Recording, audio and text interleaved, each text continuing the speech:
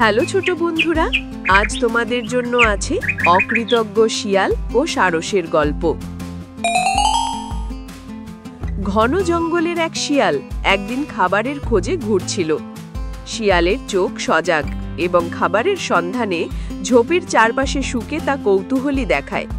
কাঠবিড়ালি, পাখির মতো ছোট বনের প্রাণী দূর থেকে দেখছে। হঠাৎ সে এক ঝোপের মধ্যে কিছু পড়ে থাকতে দেখে ঝাঁপিয়ে পড়ল। কিন্তু দুর্ভাগ্য, সেই ঝোপে ছিল কাঁটাযুক্ত লতা। এক বড় কাঁটা তার গলায় বিঁধে গেল।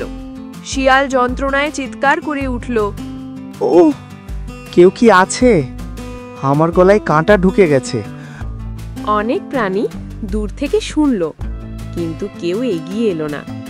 সবাই ভাবল শিয়াল বুদ্ধিমান হলেও একটু ধূর্ত।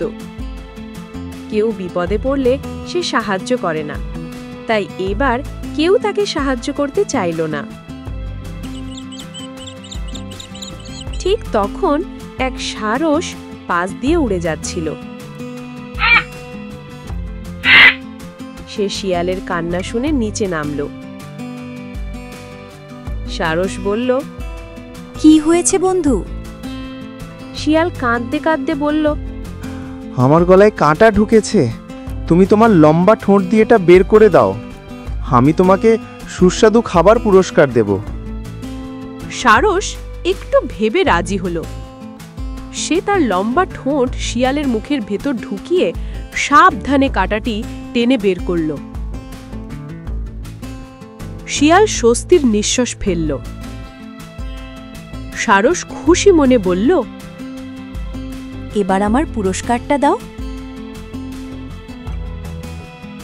শিয়াল হেসে বলল, তুমি আজ বেঁচে ফিরে গেছো, এটাই তোমার পুরস্কার। আমার মুখের ভিতর ঢুকে প্রাণ হারাওনি। ভাবো কত ভাগ্যবান তুমি। সারস বুঝল শিয়াল অকৃতজ্ঞ। সে আর কোনো তর্ক না করে উড়ে গেল। যাওয়ার আগে বলল, শিয়াল, অন্যের উপকার করলে প্রতিদান না পেলেও মন থেকে কৃতজ্ঞ থাকা উচিত। তুমি তা শিখলে ভালো হবে। সারসের শেষ কথায় শিয়ালের মনের পরিবর্তন ঘটল। সেই দিন থেকে শিয়াল আর কখনো কাউকে ঠকাতে যায়নি। জঙ্গলের প্রাণীরা সারসকে শ্রদ্ধা করতে শুরু করলো, কারণ সে শেখালো উপকার করা নিজের মনকে বড় করে তোলে। চ্যানেলটি অবশ্যই সাবস্ক্রাইব করুন, কারণ আর কিছুদিনের মধ্যে আসতে চলেছে আরও মজার মজার ভিডিও। ভিডিওটি দেখার জন্য আপনাকে অনেক ধন্যবাদ।